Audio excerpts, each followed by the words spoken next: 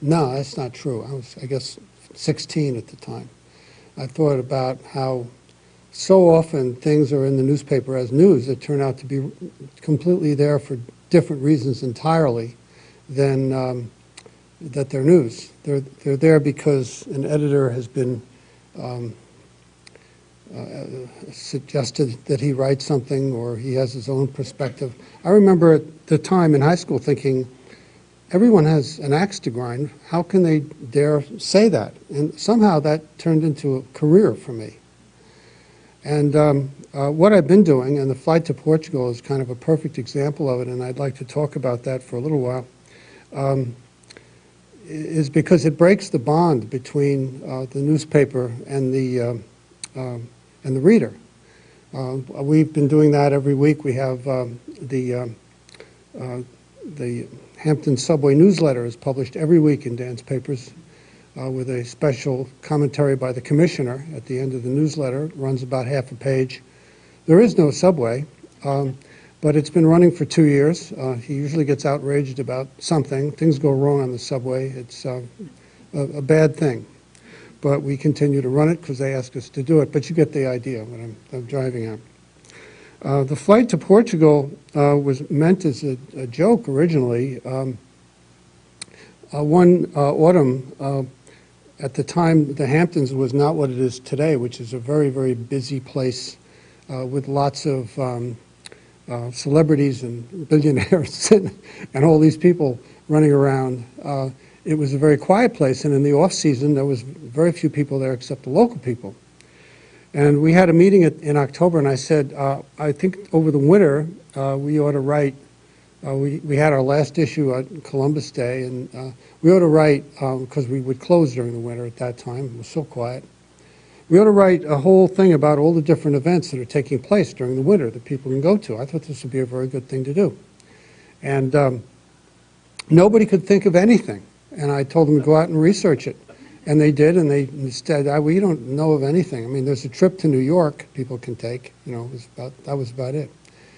And I said, well, then I'm going to just make them up.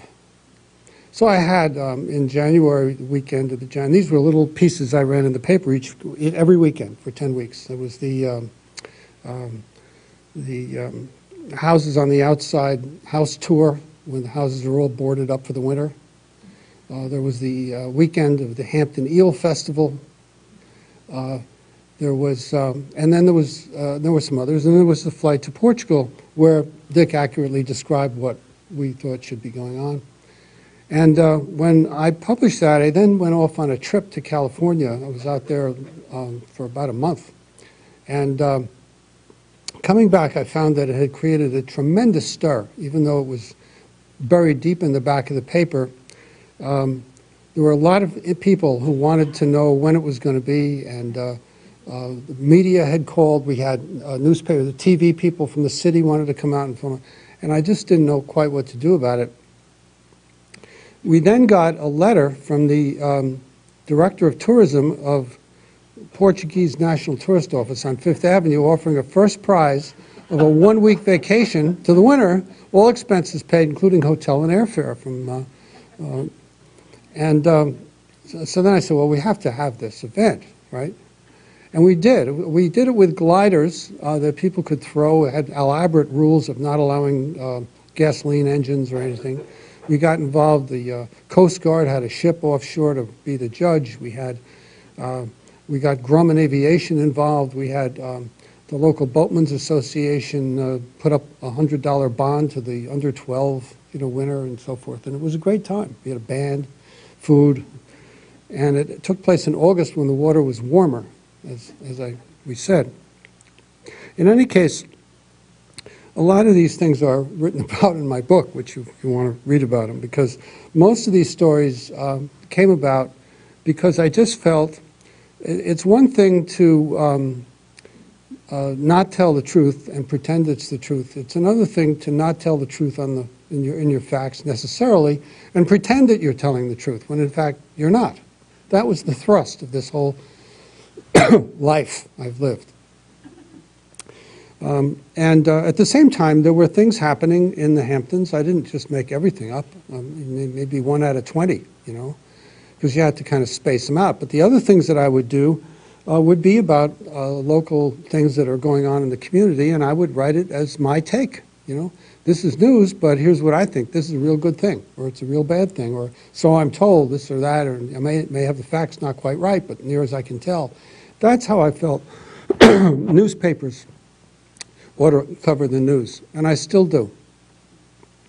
In yesterday's New York Times, and this is the front page lead story was about a group that the Congress hired to determine if Obama's health program was going to save money, which is what the Republicans have said that is required as far as they are concerned.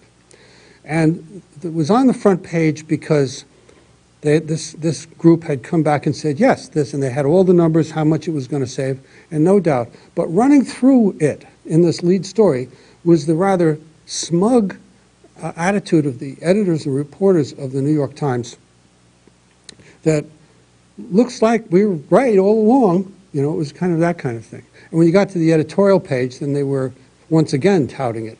But the point is, New York Times is known as a liberal publication. The New York Post is known as a conservative publication.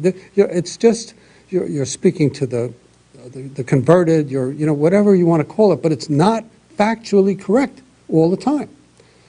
There was a time in East Hampton when the local weekly, which was a paid publication, adamantly came out against a ferry that was proposed to be coming down from Connecticut that would land on this harbor called Napaik Harbor, and they would have to build a dock there. And I knew what no one else knew, and that is that was where this woman had her home, the editor of the paper. And that's why she was sold. It was a very remote area, and that was the last thing she ever wanted to see there. Well, I don't want to go on about these kinds of things, but you get the general idea. I do want to mention one other thing about this. If nothing is quite anything but opinion, then why would anyone want to read it? And the answer in my mind was because it's interesting or entertaining.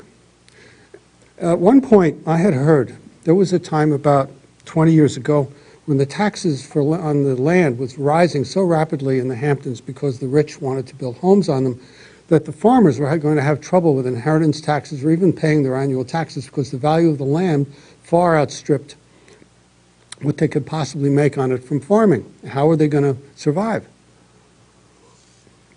They had a meeting about it.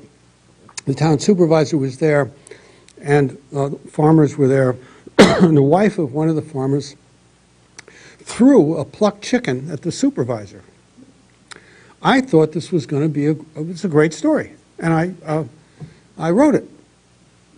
And at a meeting after it appeared, at an editorial meeting, one of the writers, who was a journalistically trained writer, said to me, I was at that meeting, and it wasn't a plucked chicken.